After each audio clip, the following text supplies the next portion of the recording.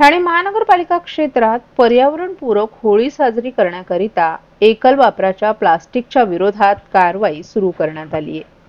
Naupada, Wagle state आणि माजिवडा मानपाडा या 3 प्रभाग समिती क्षेत्रात 1002 दुकानांची तपासणी करण्यात आली आहे।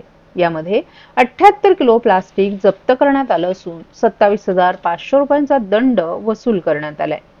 पर्यावरणपूरक होळी साजरी करताना एकल वापराच्या प्लास्टिकचा वापर रोखण्यासाठी महापालिकेने प्रभाग समिती निहाय कारवाई सुरू केली आहे। घनकचरा व्यवस्थापन विभाग आणि प्रभाग समितीतील कर्मचारी यांच्या समन्वयाने ही कारवाई सुरू असून इतर प्रभाग समिती क्षेत्रातही कारवाई केली जात असल्याचं प्रदूषण नियंत्रण अधिकारी मनीषा प्रधान यांनी सांगितलं।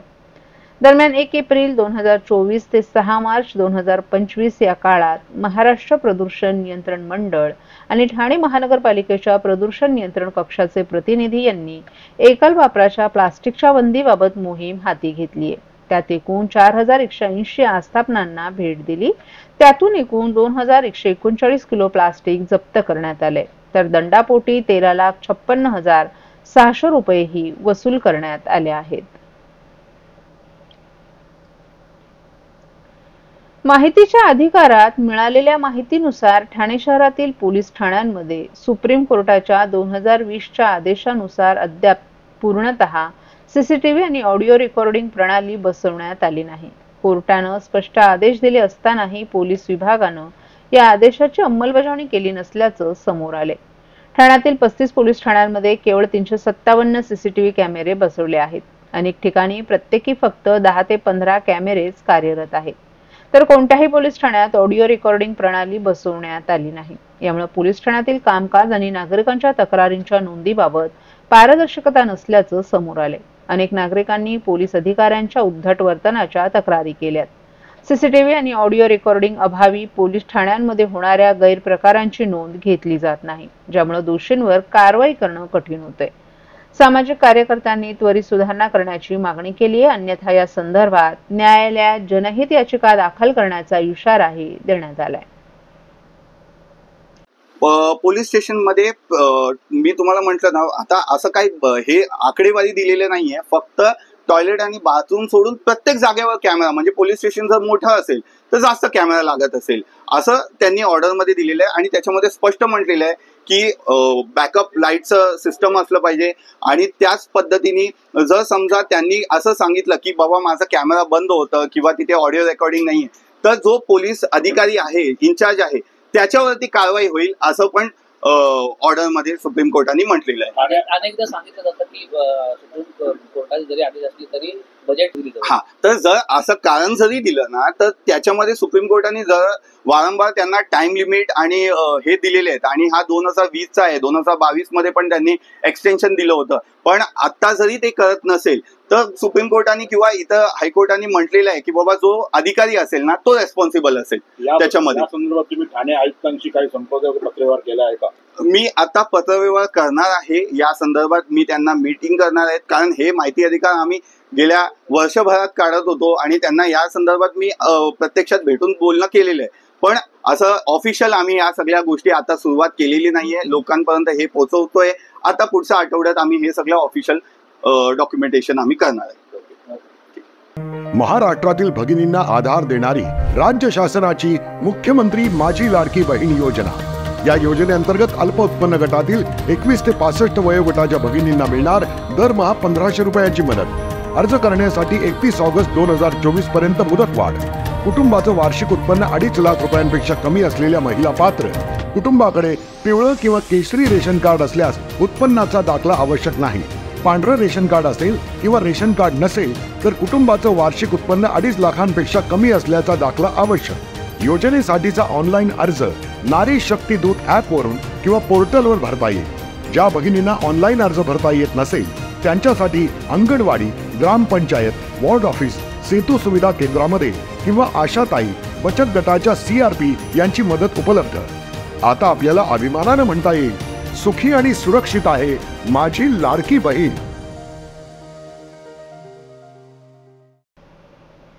अनधिकृत बांधकामांसाठी वसुली कोण करणार, सहाय्यक आयुक्त म्हणून कोण बसणार यासाठी बोली लागली आहे का, असा सवाल उपस्थित करत राष्ट्रवादी अजित पवार गटाचे प्रवक्ते आनंद परांजपे यांनी ठाणे महापालिकेच्या कारभारावर गंभीर आरोप केले. मुंब्रा येथील काही भागात मोठ्या प्रमाणात अनधिकृत बांधकाम सुरू आहे. महापालिका आयुक्तांनी दालनातून बाहेर पडावं, तेथील बांधकामांची पाहणी करावी.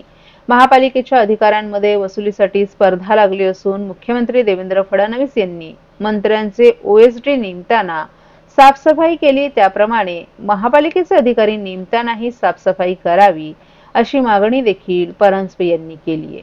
तसंच ठाण्यातील वस्तुस्थिती उपमुख्यमंत्री अजित पवार यांच्यासमोर मांडणार असल्याचंही परांजपे यांनी सांगितलं. मुंब्र्यातील अनधिकृत बांधकामाच्या ठिकाणी वसुली करण्यासाठी एक टोळी गेली होती. त्यांना तेथून पळवून लावण्यात आलं. काही दिवसांपूर्वी ठाणे महापालिकेतून सेवानिवृत्त झालेल्या अधिकाऱ्यांमार्फत अनधिकृत बांधकाम करणाऱ्यांकडून वसुली केली जात होती. परंतु आता त्या जागेवर कोण वसुली करणार यावरून महापालिकेच्या काही अधिकाऱ्यांमध्ये स्पर्धा लागल्याचा आरोप परांजपे यांनी केलाय.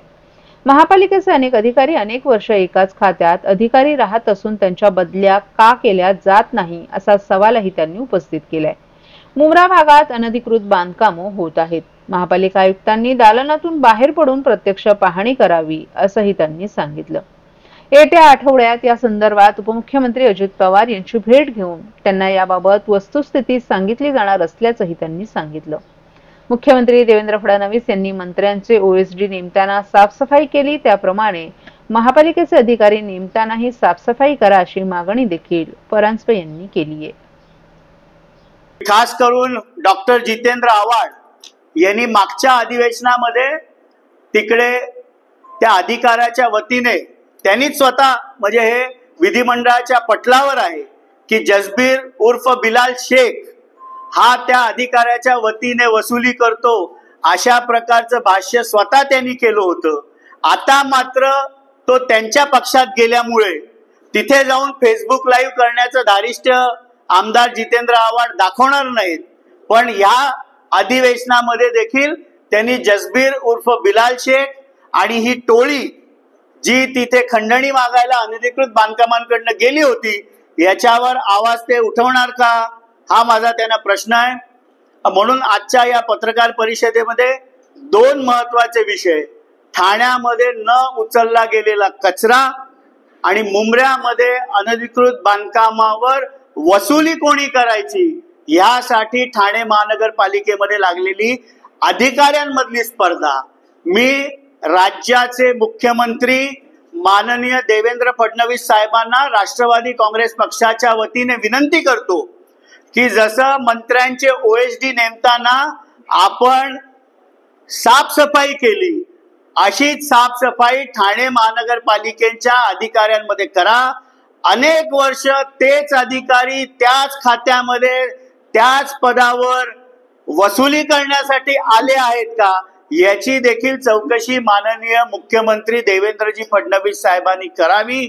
येत्या 1-2 दिवसामध्ये मी स्वतः व माझे सहकारी सरचिटणीस प्रदेशचे नजीब मुल्ला हे अजितदादा पवार साहेब यांची भेट घेऊन ठाण्यातील सर्व वस्तुस्थिती त्यांना सांगणार आहोत. माननीय मुख्यमंत्र्यांना पुन्हा एकदा विनंती करतो की क्लीन ठाणे या प्रकारचं अभियान आपण राबवून ठाणेकरांना चांगलं प्रशासन आपण द्यावं एवढीच विनंती मी मुख्यमंत्र्यांना करेन. गेले 2-3 महिन्यांपासून ठाणे रेल्वे सॅटिस पुलाच्या जिन्यावरून असंख्य प्रवासी घसरून पडत दुखापत होत आहे. याबाबत अनेक रेल्वे प्रवासी तसंच स्थानिक रिक्षा चालक संघटनेतर्फे वारंवार ही बाब प्रशासन तसंच स्थानिक लोकप्रतिनिधींच्या निदर्शनास आणून दिली. परंतु ठाणे महानगरपालिका प्रशासनानं रेल्वे स्टेशन सॅटिस पूल जिन्याची डागडुजीसाठी नियोजन, रेल्वे स्टेशनला गर्दी, सुट्टीचा दिवस, विद्युत कनेक्शनची व्यवस्था अशी कारणं सांगून यासाठी वेळ लागेल असं सांगितलं. परंतु रोज होणारे वारंवार होणारे ठाणे रेल्वे प्रवाशांचे अपघात, पडून दुखापत, ज्येष्ठ नागरिक महिलांना पडून होणारे अपघात याची गांभीर्यानं दखल घेत भाजप उपाध्यक्ष डॉक्टर राजेश मडवी यांनी रविवारी 9 मार्च रोजी स्वखर्चानं लेबर लावून हे डागडुजीचं काम पूर्ण केले. याबाबत असंख्य रेल्वे प्रवासी तसंच स्थानिक रिक्षा युनियनच्या वतीनं त्यांचे विशेष आभार मानण्यात आलेत. ठाणे शहरातील विविध भागात 3 दिवसांपासून कचरा उचलला न गेल्यामुळे निर्माण झालेली कचरा कोंडी प्रश्नासंदर्भात महापालिका आयुक्तांनी सर्वपक्षीय बैठक घ्यावी, तसंच त्यामध्ये तोडगा काढून ठाणेकरांना दिलासा द्यावा अशी मागणी भाजप जिल्हा अध्यक्ष संजय वाघोले यांनी महापालिका आयुक्त सौरभ राव यांच्याकडे केली आहे. ठाणे महापालिका क्षेत्रातील विविध भागातून संकलित केलेला कचरा सुरुवातीला सीपी तलाव येथे नेला जातो. त्यानंतर तो संकलित करून शहरातील विविध ठिकाणच्या मोकळ्या जागा किंवा डायघर येथे नेला जातो.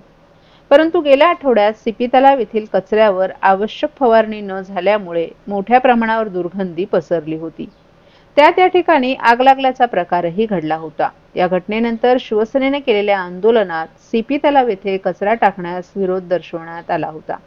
या पार्श्वभूमीवर गेल्या 3 दिवसांपासून शहरातील कचरा उचलण्यासाठी घंटागाड्यांच्या फेऱ्या बंद झाल्यात. परिणामी सोसायट्यांबाहेर कचरा साचत असल्याचं दिसून येतंय. त्यातूनच रोगराई पसरण्याची भीती आहे. अशाच पद्धतीनं गेल्या 2 ते 3 वर्षात अनेक वेळेला शहरात कचराकोंडीच्या घटना घडल्यात. सद्यस्थितीत महापालिकेकडून बिल्डरांकडे मोकळ्या जागा आणि डायघर येथे कचरा टाकला जातोय. महापालिकेच्या मालकीचा आणि हक्काचा डम्पिंग ग्राउंड आणि कचरा प्रक्रिया केंद्र नाही. गेल्या 40 वर्षात डम्पिंग ग्राउंड उभारण्यात महापालिका प्रशासन अपयशी ठरले. सध्या ठाणे महापालिका क्षेत्राची लोकसंख्या 25 लाखांहून अधिक झाली आहे. त्यामुळे भविष्यात कचरा निर्मूलनाचा प्रश्न आणखीन भीषण स्वरूप धारण करेल. त्यामुळे आतापासूनच उपाय शोधण्यासाठी सुरुवात करण्याची गरज आहे. या पार्श्वभूमीवर ठाणे शहरातील विविध राजकीय पक्षांचे नेते आणि पदाधिकाऱ्यांची सर्वपक्षीय बैठक बोलवावी अशी मागणी भाजप जिल्हा अध्यक्ष संजय वाघोले यांनी महापालिका आयुक्त राव यांच्याकडे केली आहे.